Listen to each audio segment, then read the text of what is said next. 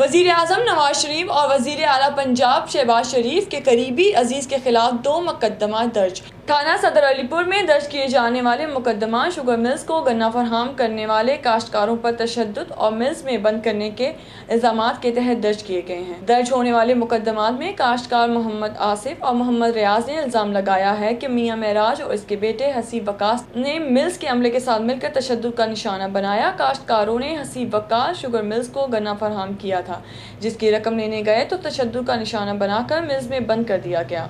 काश्तकारों का इल्ज़ाम। पुलिस ने काश्तकारों के बयान पे 2 अलग अलग मुकदमा मिल्स मालकान और इंतजामिया के खिलाफ दर्ज कर लिए हैं, लेकिन ताहाल कोई गिरफ्तारी अमल में ना लाई जा